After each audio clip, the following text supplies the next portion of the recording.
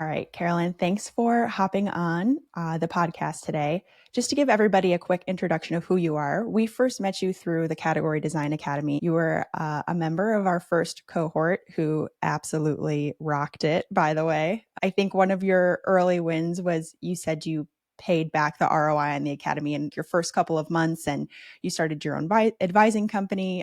We recently just heard that you've convinced a lot of your friends to quit their jobs and do their own thing. So we're super excited to talk to you today and dig into just your story and also how you've convinced other people to do this and what you've seen work well and what you've seen maybe not work well, both from a tactical, practical side of things of what do you need before you jump, but also I think from an emotional and psychological side of things, right? Who are the kind of people who can take the leap? What works well? What kind of emotions do they go through? How do you navigate all this stuff? So super excited to talk to you. And just to give everybody a quick idea of who you are an advisor and an angel investor to early stage startups and teams and everybody who is creating their own category. You're a partner at Block Space Force, and you also are building two new brands or two new categories, a tea brand called Portman Tea and a sun care brand called Good Instincts. You've been a CEO, you've gone through some acquisitions and IPOs, so we can dig into all of that, but basically you're awesome and we're excited to have you on the podcast today. Thanks for having me. Very excited to dig into everything.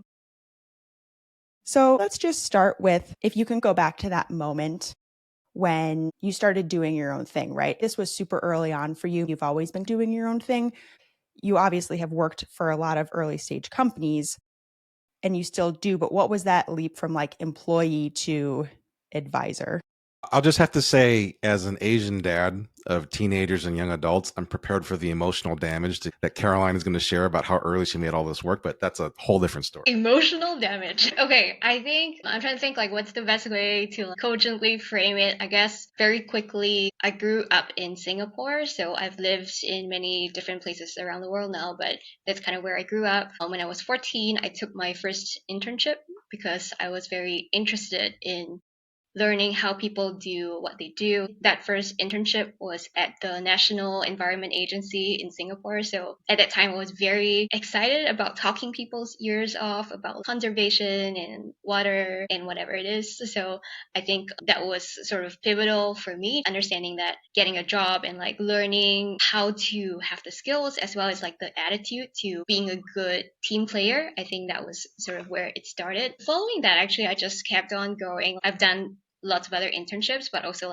started other social enterprises. So I managed to work with a few of my friends to create some businesses around helping. There's an agency for people with more of a mental or personal disabilities. So we managed to find some fun things for them to do and then sort of help them to turn that into profit that then goes back into funding their programs. So I think that was the first one. And then I've also, with the same group of friends, helped to start an orphanage in Malaysia, as well as doing some shoe drops in China as well. So I think that has been always sort of core to me. It's like doing nice things for the people around me, but also try to create more impact and more change. And this is at the age of what? How old are you at this? Like 15 to 18, this period. And so you're now what I'm trying to understand is the full picture. So you're doing all these entrepreneurial things, so socially good things, 15 to 18. I assume you're still going to school at the same time. Yes. And I'll tell you a story if you tell me this is the stereotype is true. So I went to college at the University of Chicago, and I would always recruit there. And when I was at my old firm, and I recruited there for 18 years or 20 years or so. And at some point, the students would tell me this phenomenon of they would take a class, and when they would show up, they would look for the pack of Singaporeans that were there. And if the Singaporeans were in the class, they would immediately drop the class because they knew that no one was smarter. They would always work harder than you. They would all get the A's. And so they knew that they were all on scholarship. And if they didn't maintain a certain grade, then they would lose a scholarship. And then they have to go back and work for the government and this and that. So yes. That's all true, I assume? That is all true. But I think the funny thing is also like for Singaporeans going to class and seeing Chinese scholars, then you realize that we're not even that level of like hard work. So there's always someone out there more hardworking. Asian intellectual hierarchy is coming into play here. I'm trying to understand. So school does not sound like an American high school experience. So it's probably very time consuming and you're doing all of this. I'm tempted to believe that you had a group of friends that you just enjoyed hanging out with. So that was part of the fun. But why were you doing all of this? Is it truly just interest or something else was going on or? Yeah. I think that's a really sharp question, Eddie, because I think around that time, actually, I was going through quite a lot of upheaval in my life. So my parents were going through sort of turbulent relationships. And like sort of short terms, my father was a psychopath. So he tried to basically murder my mom and I when we were in the house. There was a lot of sort of just emotional turbulence at that time. I could sort of think of it as maybe this is an escape, but actually I was also having a lot of fun. It's just more of adjusting to what life was like and then sort of having control and autonomy over things that I could do that gave me joy. There's definitely a big element of that. And then secondarily, it's learning to be independent and just valuing the possibility of just doing things my way and understanding the value of financial security and freedom and being able to like pursue these things and knowing that I can do what it takes to survive. Around when I was like 15, 16, my mom and I left the house because it started being pretty difficult to stay there without physical worry about what could happen. So one of these days, I was telling my mom, we need to leave or we might just not survive this. Oh my I think goodness. Yeah. there's definitely that. At the same time, because I actually had a pretty really good relationship with the principal at my school. So many times I would skip classes that I was not interested in, and I would just hang out with the two principals in their office, and they would counsel me or like talk to me. We would discuss poetry or whatever it is that was interesting for me. I definitely owe a lot of that interest and that outlet to them. And at the same time, they also discovered that I could write speeches and could present. So basically, I was helping them to write a bunch of speeches that they were going to give to the school or to guests. That's kind of where I also got started learning about how to communicate better and how to speak better and things like that. So all super formative. And yeah, I'm very grateful to all of the people who have really helped me in that period and helped me to grow and push me to say this is not just your life. There's a lot that you could do. If you have the perseverance and you have the talent, you should pursue it. That really helped me and shaped the way that I thought, which was, I was an underdog. I had a lot of baggage, perhaps like emotionally, but I know that I'll be able to get out of that. All of those things that I was doing, all of the people that were really helpful, and that's sort of shaped my core sort of character. When I think about who I would like to hang out with or like who I would like to talk to and all of that, I think it's a lot of that loving to help the people that are more underdogs or bootstrapped and like taking that to the world stage and helping those smaller teams to become really well known in their own category and seeing these lean teams that maybe are more undiscovered and helping to really push that forward. So I think that's It's amazing. yeah, sort of where that came from. Well, I'm swimming with so many thoughts and reactions. I mean, number one, I'm so sorry for you and your mom having gone through all of that. I hope it's in a better place. One of the core things that's kind of leaping out to me, Carylyne, is one of the reasons why people want to make the leap to creator capitalist is more control and agency in their life. And normally it's like, I just want control over my work, but you want to control over the entirety of your life and your physical safety. And Yes. That's a whole different and higher level of control than I think most people think about. And I think Christopher says, if it's meant to be, it's up to me type of a thing, you really embrace that. Definitely. The other thought that I had is I want to make a shout out to our fellow pirate, Danny Bauer, who on the education side of a principal who's a ruckus maker. Like I'll be honest, I've never heard of, I mean, maybe this occurs in other places, but it's hard for me to imagine like a Korean or a Japanese or a Chinese principal, like, yeah, skip class and hang out with me and, this and that. So there's something different about your principals. I'm guessing that's not the norm in Singapore either. It's But not the norm at all. Yeah. Not So at you all. had something special there. Yes. And then you also mentioned, obviously, your friend group. I assume they knew what was going on in your life, and they kind of embraced this as not only is it fun, but what a great way to be a friend to Carylyne and do something amazing. Kudos to serendipity plays such an important role, but it's remarkable in that in the worst of times and the worst of situations, something good can emerge still from it. And becoming your own creator, an entrepreneur is it's a way out, not just a way up type of a thing. Yes. And I think I'm also very grateful for the opportunity to keep learning and relearning things. Like even now, getting into startups in my late teens. So definitely thanks to my friends who were very excited about it as well. And then ever since I did my first sort of startup internship, it's just never really gone back to a regular job. And then I always joke with people that I'm fun employed. So what I'm also hearing from you, Carylyne, is call it your teenage years. You got really interested in business and you were doing these internships. You were seeing both like how you could help people and make a big impact, but also grow revenue and bring in money for the business and build these things from scratch. And a lot of it is your personal effort, right? The more you put in, oftentimes the more you get out of, especially with a startup, right? You don't feel like you're just another person pushing a button. You're actually making an impact. And it sounds like that's why you decided to not even go into a more corporate role. You were just like, I immediately want to start working with startups. Did you start your own thing? Were you working for a startup company? What did that look like? From the 18 to 20 something period, I was also hanging out with other friends in college now, also interested in entrepreneurship.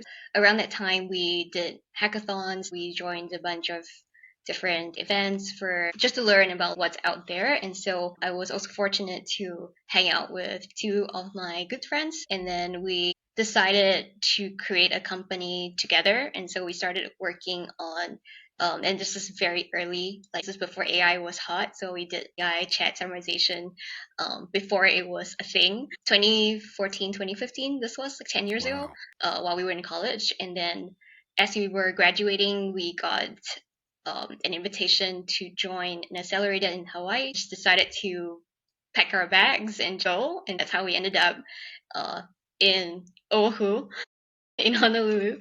Also very, very grateful for the opportunities.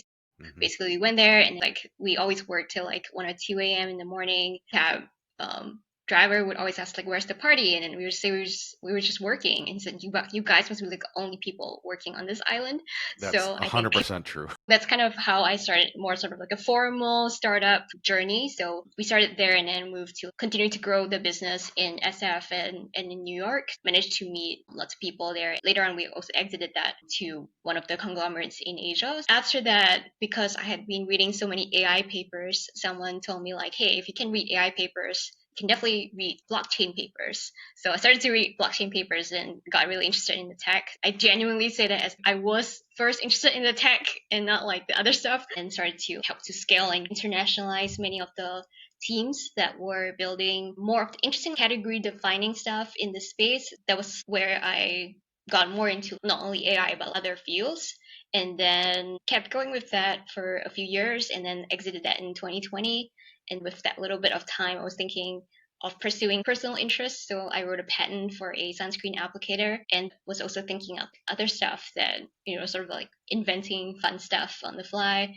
That's sort of a genesis of those two fun consumer facing businesses. And then I think now with Blockspace, we're mostly focused on helping to scale out Bitcoin focused like Blockspace startups, making products that are actually innovative as well as driving more utility on the blockchain itself. So yeah, being in and out of multiple startups, starting things, like trying new things, creating things. For me, a big part of it is just having that autonomy, that sort of mastery, the feeling of growth. Even though I've done this lots of times, even today or tomorrow, I know for sure there will be something that comes up that I'm like, I've never seen this before, I never encountered it.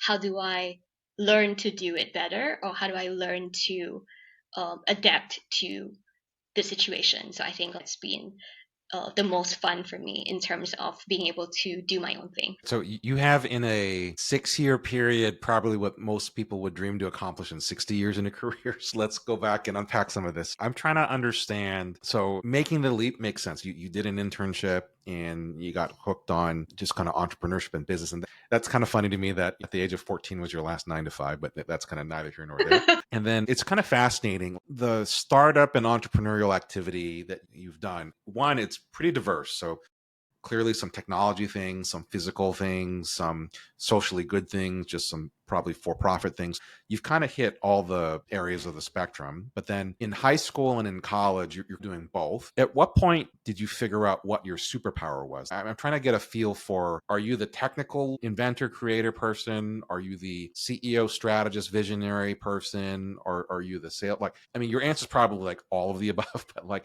I'm trying to get a feel for, there must have been a point in time that somebody said to you, you know what, Carylyne's superpower is this. There are many other things, but she's uniquely powerful at this. Like, tell us about when you discovered that and what it was and how you got there. I feel like, especially having gone through the academy, the answer to that is extremely winding and complex in real life. It's definitely helpful to have the framework to figure that out. But like, before I even got to the pirate content and had those tools, I think it's just sort of trial and error, like trying everything. So early days of a startup, you have to do all the research, you have to look into the tech, you have to talk to everyone, you have to do all the ops, all the marketing, all of the whatever.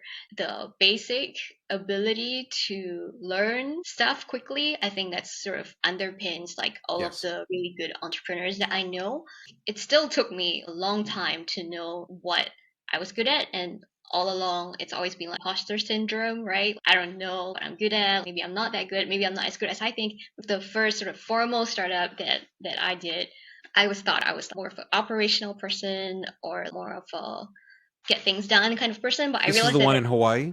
yeah, Okay. yes. And And you then were doing AI summaries in Hawaii? Is that what you guys were doing? yes.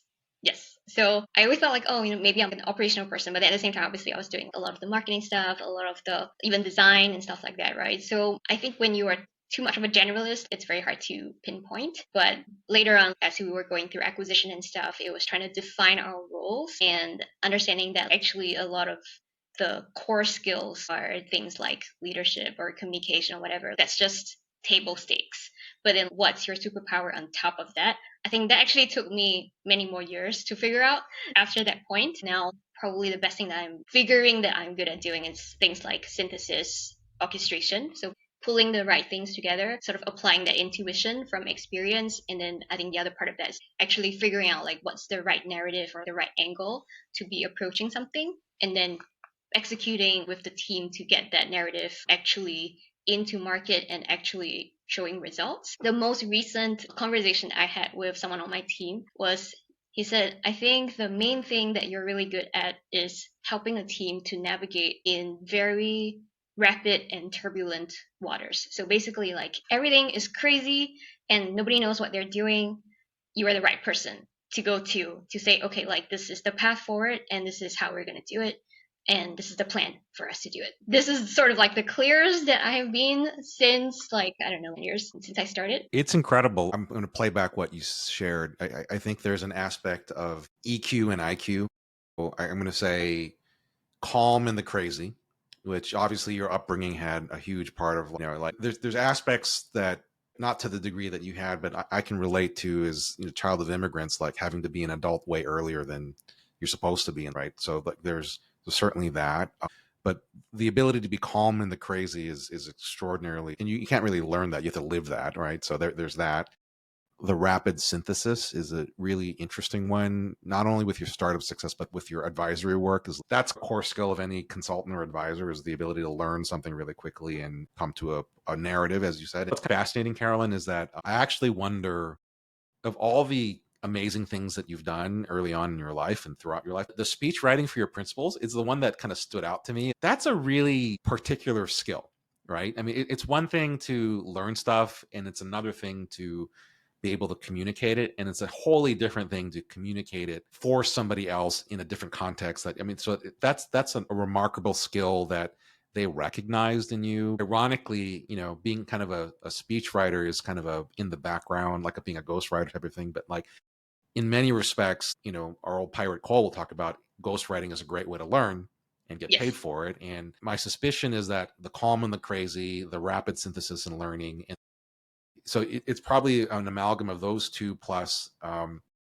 the ability to curate a crisp narrative that we're going to go to do this, in the crazy. I've read everything, and the ability to execute is a wholly different skill set. You probably have multiple superpowers, is what I'm hearing, each of which have been built through different phases of your life, but they're really things that you call, I mean, the calm and the crazy you had to learn and with your family situation, but then again, you've continued to inject yourself in work craziness, and so you build that callus and skill set over time. But the rapid synthesis, it's hard. It's just really hard for me to fathom, like, you doing Singaporean high school and college and doing all these things. Eddie's mind is blown over here. He's gonna go I'm have really, he's gonna have a conversation with his kids after I that. feel, I think that's awesome, Carylyne, though. And I think part of what was interesting for me is I feel like a lot of people, it's a multiple year or decade long journey to figure out what it is their superpower is, right? And sometimes it is this combination of different things, and you have to test things out. You were trying all the different roles to be able to figure out what you really enjoy doing,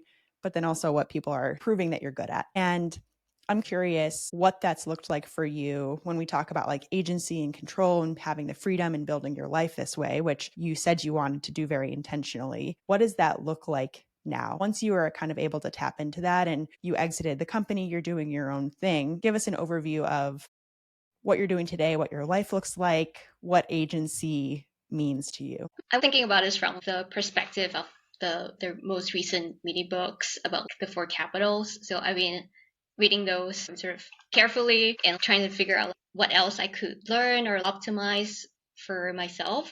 For me, the base now that I feel like I've hopefully gotten to is the base of the financial capital is good enough for me to pay for my parties, right? For my lifestyle, for my family to be comfortable. And in this fortunate to be here since I was maybe 29 or so. So learning how to handle my finances in a proper way, investing in real estate, having a house, just really figuring out what are safe, smart, speculative things I need to do for myself. So growing up with that sense of financial instability, sometimes the flip side of that is you don't want to think about money at all. There's sort of abandon it to just make as much as possible so you don't ever have to think about it again. I think it's one good approach, but then like obviously doesn't really work too well. Like in reality, you still have to think carefully about like how you want to invest in things, like how deliberate we can be to handle all of these things. That being the base of like all of the other capitals. I've also been learning rainy day funds, like having no debt, like basically putting it into indexes. For me, I think like being very risk on is important. Everything that I do is chasing upside, even with like startup equity, some of the crypto stuff. Like I invest in a hedge fund, I angel invest in like I think now I have like 70 plus companies that I've invested in. I feel like a lot of that is understanding what my risk profile is. So that sort of agency of interest in knowing and being fortunate to have the opportunity to play with capital in a way that's intellectually stimulating, like learning how other people run their businesses and stuff. your risk profile, I suspect, is on the high side. Is that Very high, I would very think. high? So. Yeah. So, and because like, and it explains why you've been able to do everything without financial capital as a safety net for you, right? And which is, I think, the misnomer that as we're finding for a lot of people is, I can't quit until I have financial capital. Yeah. Look at Carylyne. Financial capital is you can build while you do your creator capital thing, and you have the runway to do that. It's fascinating just with the amount of your high risk tolerance. The financial capital side meant, let's make sure that the very safe and smart things are taken care of, because Yeah. you're naturally going to do the speculative things and stuff. So Yes. that's really fascinating. Yeah. And for the other aspects of agency, it's like having the freedom to choose what projects I want to work on, which ones I want to turn away because they're not a fit for me, or they're not really building the sort of category that I'm interested in, or not even trying to build a category, they're just trying to compete or whatever. Usually I just turn those away at the advisory, but also the agency to figure out how I want to spend my time, with whom, doing what. That's been really huge for me. And being able to focus on different things at different times of the day, even I feel like being able to have mastery over my schedule, that has been a huge thing for me, like in the past few years. So, and then also like the ability to choose like the sort of intellectually fun things to work on, like which sort of clients I want to work with, or which sort of teams, like which sort of vendors I want to pick and things like that. All of those have been a big part of the joy of being able to do my own things. Can I ask? So number one, this is great because I think Kat and Christopher and I even more like we better write very carefully because Carolyne's clearly reading all of it very carefully. That's kind of one. But number two is so you've been discovering your superpowers as you go, right? What's kind of fascinating to me is that an EQ superpower can come first, and that calm and the crazy is an amazing superpower that I know lots of people who are very talented who don't have that skill set, and they're old like me or whatever, and they panic. And so, in emotional intelligence can be absolutely the basis of a superpower, plus the rapid synthesis and learning. But financial capital, you've been building your reputation capital. I think is also something that consistently has built as you've done startups in high school and college, and then obviously you won funding to come to Hawaii, and then you had an exit. I'm sure they wanted to keep you, and you were like, no, no, no, no. But in your relationship capital, you've been very choosy. But what strikes me is that I suspect your intellectual capital you've been building from the very, very beginning of your career, and that's the one that the learning helps you build intellectual. Writing speeches helps you build that. The ability to consume. I'm still kind of trying to get my head around like you were doing AI summaries in 2014. The ability to consume technical papers and to spot opportunities and that's intellectual capital. And then it sounds like there's intellectual capital in highly technical fields, AI and blockchain and crypto and all the execution of that.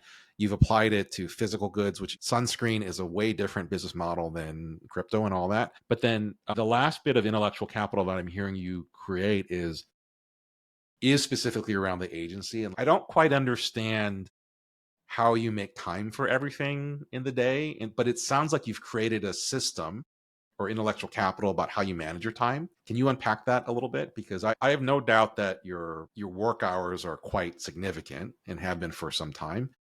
But it sounds like even if the number is high, you've been able to tweak it so that it's all the stuff you want to do and there's less kind of drama and hee-haw in your life. So explain how you manage your time. And it sounds like you've created something around. Yeah. I wonder how I get through the day. But the main thing I've been sort of synthesizing from all of the books around how do people manage their time and looked at other people's system and interviewed a bunch of people like, how do you do this? How do you get your stuff done? I have this sort of life planner thing that I've put together. It's the system where I have my long-term goal, my medium-term goal that ladders down to like my annual goals, that ladders down to my quarterly goals, that ladders down to my monthly goals, then my weekly, then my daily. So anytime that I'm just like, what am I doing? I go back to that page and let's go from the top. Why am I doing this? And then go from there. The most impactful thing is the weekly one. Once a week, I sit down, I look at what I need to be doing for the following week, and then I set the top 3 things I absolutely must achieve for that week. And then every single day before I go to bed, I also have the top 3 things I need to do for the next day. So as long as I can get those done, then I can work on the other stuff that comes up, whatever requests that come up and whatever. And I don't think this is super revolutionary or anything. I think a lot of people have talked about it, but the hard part is doing it. So I think like sometimes I still struggle, but I try my best. Well, I have to say, even if someone else has created it, that you're doing it, and that I would pay an obscene amount of money for you to teach this to my children, but that's a whole different story again. Yeah, so now I have like a bunch of templates that I have gathered from like different things I've done throughout my life. So I have like a bunch of templates from when I was learning to onboard people, when I was learning to skill certain things, how to run an all hands meeting, like all of that. So I actually collated a bunch of this in like a Notion table, like Notion page, and I've been sharing it with like other friends, entrepreneur friends who need certain things. I'll be like, oh, I actually have a template for this and I have a template for that. That is helpful. And then that life planner thing, I shared it with one of my colleagues. And then a few weeks after that, he came to me and he said, this has made me ultra productive. So thank you.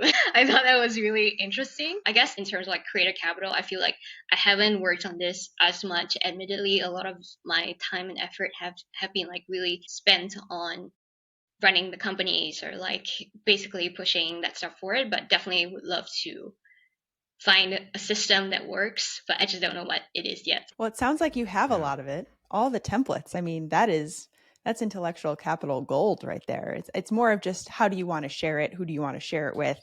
What makes the most sense? What platform do you want to do it? Because you've got a lot of information in that head. Yeah. I would be excited to keep going and do a lot of the work that I'm sure will come through, like with the new course and everything as well, to flesh out what I could do here. You know what's fascinating is there's an author pastor in New York. He passed away recently, Tim Keller, and he's put out a ton of books, but only fairly recently.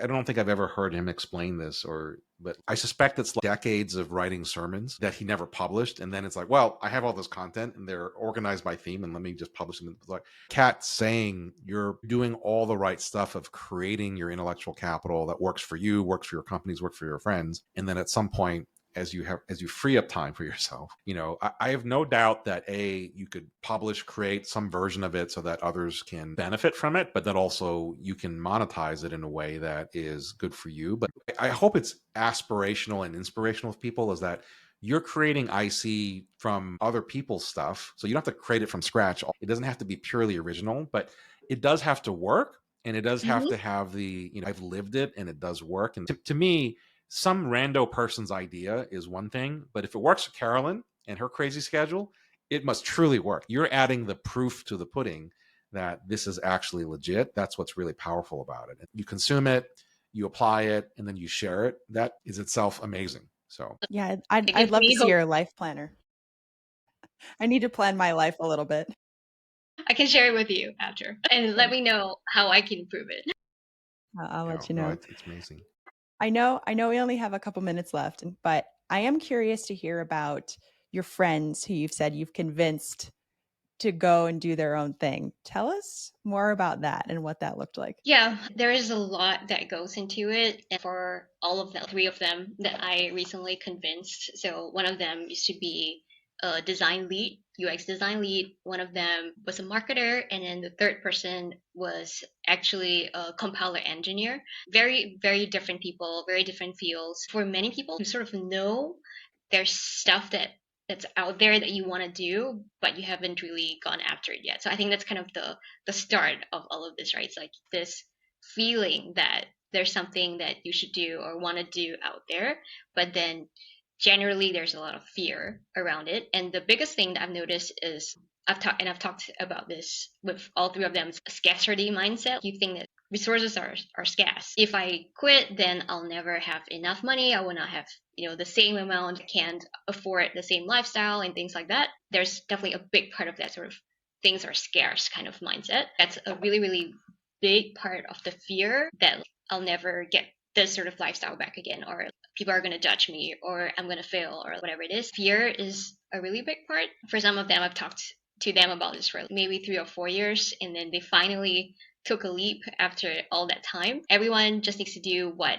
gets them comfortable enough with the idea that they can do this. Each of them had their own paths. For example, one of them is like, maybe sometimes there's a catalyst of, okay, my manager has changed and I'm like really not happy with that. Let me make a change. Sometimes it's time based. It's like, it's a new year, I'm going to do something different. If there's a hook or like a certain turning point that really helps them, and that's also the point where you can apply persuasion, right? Like, I need to make a change. Like, we talked about this, let's do something about it. Helping them to understand the options that are out there and the concept of being an auctioneer for them as well. Everyone tends to undersell themselves. For example, my friend would say, okay, I got this thing, I want to put out a proposal for X dollars. I'm like, you got to double that or like triple that because that's the value. And here's why I think that's the case. Just having someone that's able to be there telling them that this is what you're worth, you got to go for it, and don't let this hold you back. That has been a really, really big part of how I managed to convince them. It's not me, it's really them being there and having that voice. The new course and the new book probably is going to spark that sort of change for many people, just understanding the possibilities that are out there, that they can actually rebuild an even better lifestyle for themselves with that sort of agency, with the sort of autonomy, as well as just being able to have the freedom to choose and do the best work that they can. All of these factors of helping them to understand that, getting over the fear. That's amazing. Can I ask a specific question? Did any of them start out what they were doing as a side hustle while they were still working, or did they just completely stop and then go and start fresh? They all completely stopped. I think there were other people that I talked to along the way that probably have done side hustles, but maybe it's the sort of people that I hang out with. We are all pretty binary, just all in or nothing. Makes sense. The bad manager, like people leave people, they don't leave companies. We all know that. And Yes. the new year timing thing, all that makes sense. I'm just kind of curious if part of the scarcity mindset was there's lots of jobs out there. I can always go back and get one if I need to. I'm trying to figure out if it was just the timing, it was the 4 years of prep. That to me is such an important insight of don't expect somebody to just flip a switch. It's going to take some time. I'm curious if there was sometimes there's a one simple reframe of there's lots of jobs out there, or there's lots of things that I could do. I'm trying to think through what it was that, I mean, if it were me and I was your friend, I'd be like, you can always rely on Carylyne to help me find something in life. But that's the whole different thing. Yeah, so actually I did hire one of them to help me with stuff. So definitely that helps. There is something there in terms of, I feel this works especially for entrepreneurs, is telling them that the safety net is going back and finding a job. That's not going to be a problem. And my rationale for that is every time you go out and do something on your own, you actually learn way more than you would have done in your job. So you might as well go and do it. The risk is lower than you think. And in fact, the upside is a lot higher than you think. So I feel like sort of reframing that as this is an opportunity for you to upskill way more than you would have done, like in the ordinary course of things, sort of telling them how I had learned a lot in my time doing all kinds of random things that also helps them to recognize like what sort of skills or like what sort of opportunities they could get if they just went and pursued that on their own. That's amazing. I mean, it's the learning as the abundance is such a awesome reframe, and it's something that I don't think I'd ever thought of that way. But you're absolutely right. The learning curve just goes much faster when you take off the floaties. You're going to learn how to swim faster. Exactly. Exactly. And I think maybe the analogy for this in tech too is like all of these people who work at the big tech companies, they'll come together and start a new company, go out and they get acquired back, and then they get paid like 5 times what they were paid before because they have been acquired back into the company, right? So that's always an option. You think you're not going to get your job back, but maybe you'll get a different level when you come back because you might as well try it. Amazing.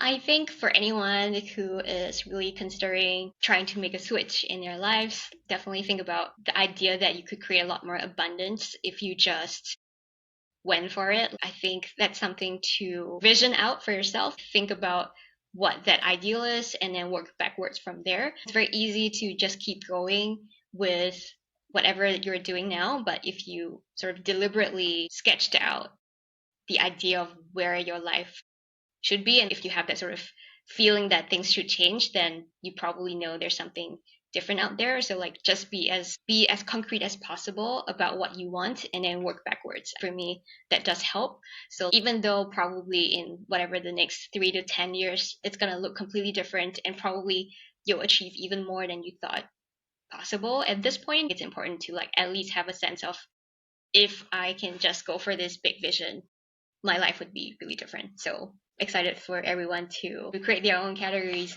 and go do things. Advice from Pirate Carylyne Chan, everybody. Where can people find you? Like, what's the best way for them to find you online or with your business or anything that you're working on? My website has a form, like email, LinkedIn, I don't really check, but anywhere is fine. Super open to talking to all pirates and help in any small way that I can, and definitely to learn from everyone else as well. Like all of us are on a journey. Yes, we are. Thanks, Carylyne. Thank you. Thank you.